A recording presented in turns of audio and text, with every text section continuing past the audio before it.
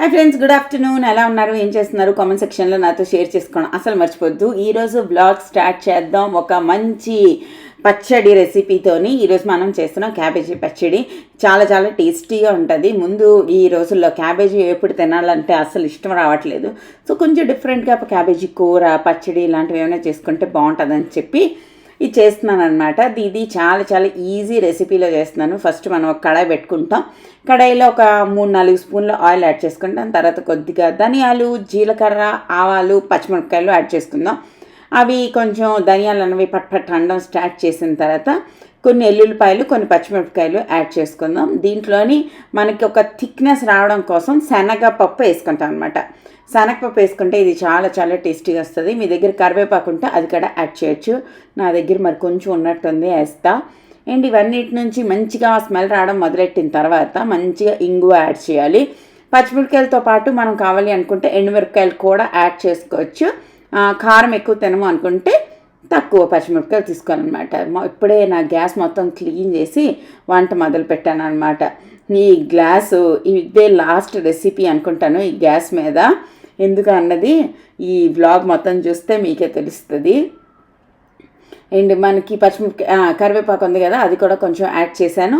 అది కొంచెం పట్ అయిన తర్వాత మంచి స్మెల్ రావడం స్టార్ట్ అయిన తర్వాత మంచిగా కట్ చేసుకుని అండ్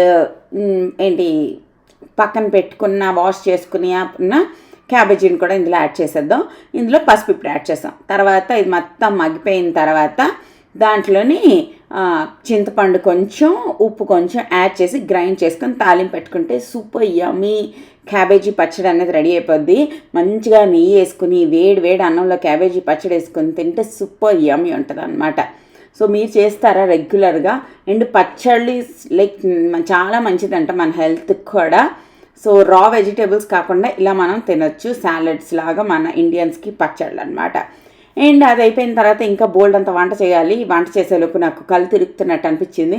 అందుకోసం మంచిగా ఒక డ్రింక్ తయారు చేసుకుని ఒక గ్లాస్ నిండా తాగితే కానీ నాకు సెట్ అవ్వదనిపించింది అనమాట. కొద్దిగా ఉప్పు, కొంచెం పంచదార, కొంచెం బ్లాక్ సాల్ట్, ఈ 3 కలిపి ఒక లెంబు పానీ చేసుకుంటున్నా. కొద్దిగా నిమ్మకాయ పిండి తాగితే, వంట చేసే ముందు కొంచెం ఇది తాగితే చాలా చాలా బాగా అనిపిస్తుంది. కొంచెం బాడీకి హైడ్రేషన్ దొరుకుతుంది అనమాట.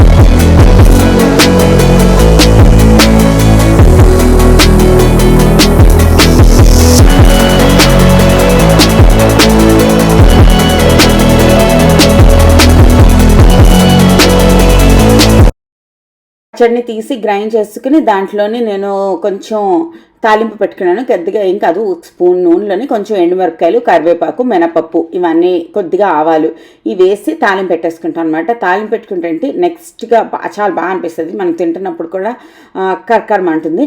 ఇలా ఈ పచ్చడి చేస్తూ నేను దీన్ని కలుపుతూ దీన్ని ఇప్పుడు తిందామా కొంచెంసేపు ఆగి తిందామా అని ఆలోచిస్తున్నప్పుడు ఢబాలని ఒక పెద్ద సౌండ్ వచ్చింది.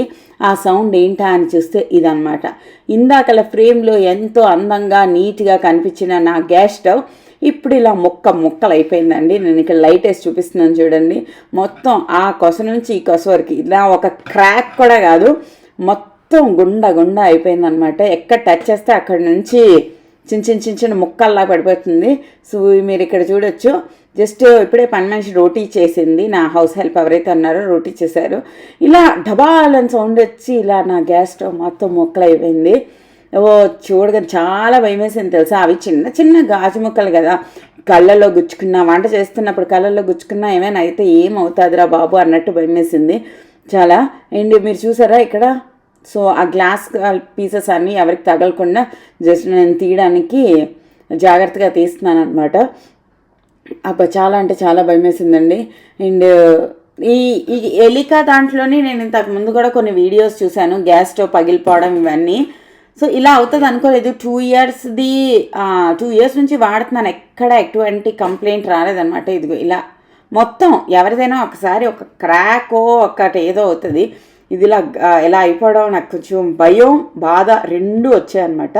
సో ఎక్కడ టచ్ చేస్తే అక్కడ పట్ అంటుంది. ఇలా ఉన్నప్పుడు ఈ గ్యాస్ అసలు యూజ్ చేయకూడదు.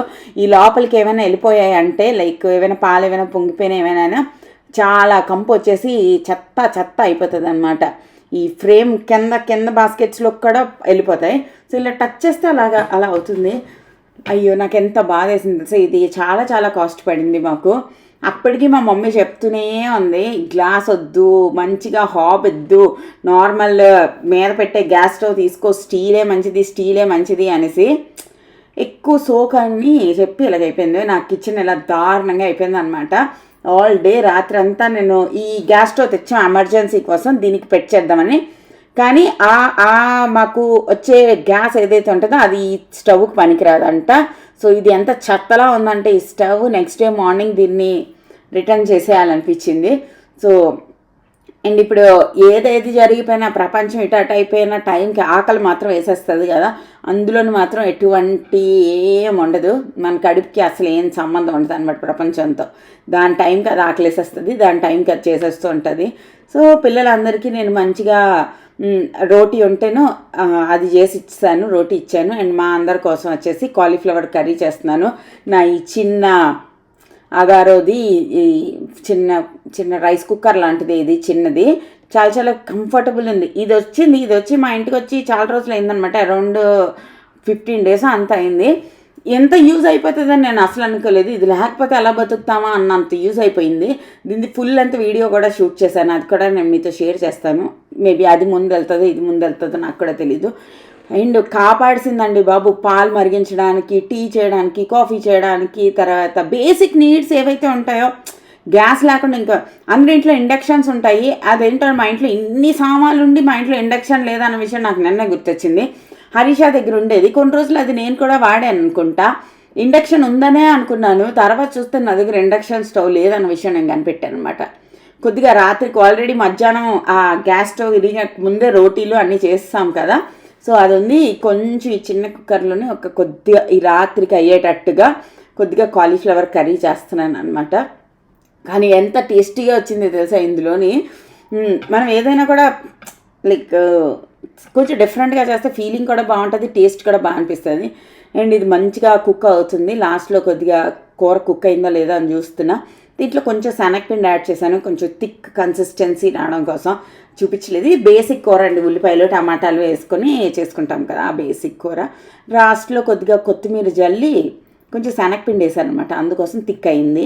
మూత పెట్టేసి మరొక 5 నిమిషాల తర్వాత అదిగో రోటీ ఏమో నా ఇది ఉంది కదా తందూరి, దాని మీద వేడి చేశాను. ఇది తందూరిని ఇటుపక్క స్లాబ్ మీద పెట్టి దాని మీద వేడి చేసి రోటీలు ఇచ్చాను, కర్రీ అందులో చేశాను, అలా ఇచ్చాను. తర్వాత రాత్రి మళ్ళీ పిల్లలు పాలు అన్నీ తాగుతారు కదా, మళ్ళీ దాన్ని తోమి మళ్ళీ పాలు మరిగించి ఇచ్చాను అనమాట.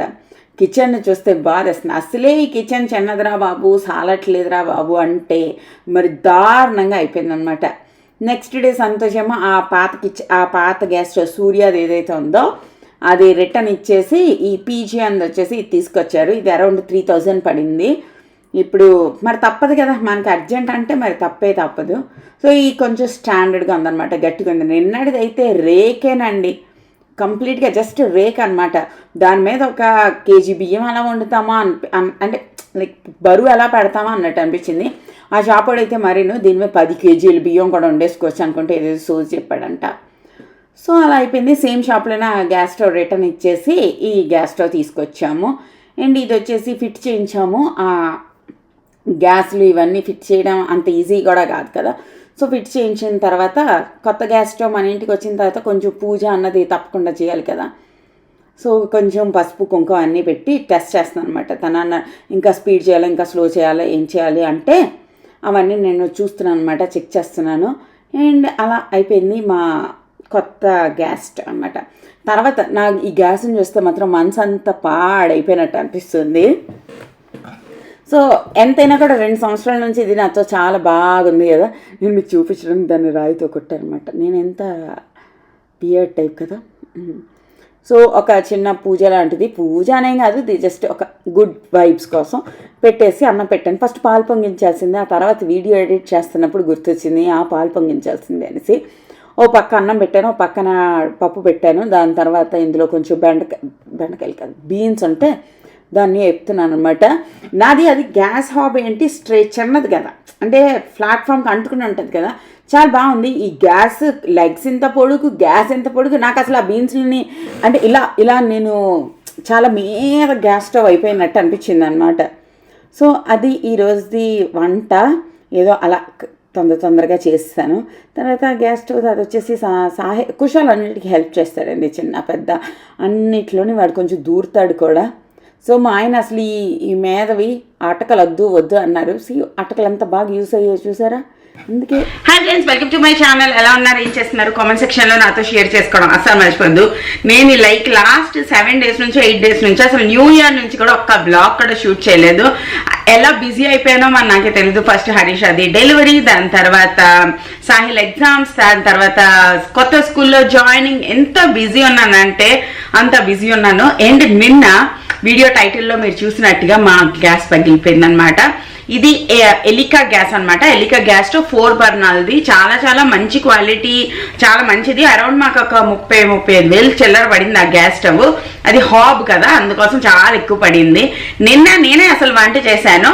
ఆ వంట కూడా నేను కొంచెం షూట్ కూడా చేశాను అనమాట. వంట చేశాను, నేను కిచెన్ నుంచి హాల్లోకి వచ్చాను. వచ్చిన తర్వాత మా హౌస్ హెల్ప్ వచ్చి రోటీలు చేస్తానని రోటీలు చేశారు. రోటీ చేసిన తర్వాత అది నార్మల్గా కన్నా ఎక్కువే వేడెక్కిపోయింది. ఆ టెంపర్డ్ గ్లాస్ ఏదైతే ఉంటుందో అది నాకు అప్పుడే అనిపించింది అనమాట, ఇది కొంచెం ఎక్కువే వేడెక్కిపోతుంది, ఎంత వేడెక్కదు కదా అనిపించింది.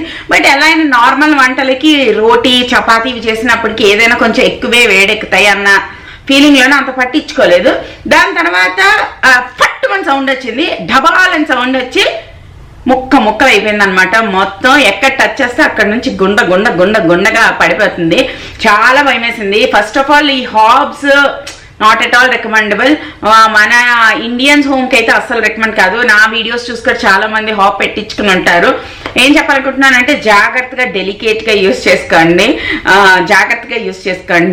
అండ్ ఇంకొకటి ఏంటి అంటే ఈ హాబ్స్ ఏంటి, మన గ్రెనైట్నో మన క్వార్ట్స్నో కన్నం చేసి మనం పెడతాం కదా, నాకు అప్పటి నుంచే కొడుతూనే ఉంది, కన్నం చేసింది కాకుండా మీద పెట్టుకుంది అనేసి.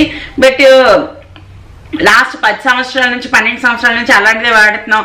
యూట్యూబ్లోని ఇలాగా ఫ్యాన్సీ వీడియోస్ చూసి చాలా ఇష్టపడతాం కదా, అలాగా ఒక్కసారి కదా సొంత ఇల్లు కదా ఇది చేసుకుందాం కదా అన్నట్టు ఈ బిల్డ్ ఇన్ హాబ్ అన్నది చేసాము. Build in hub is not at all recommendable for Indian cooking అండి.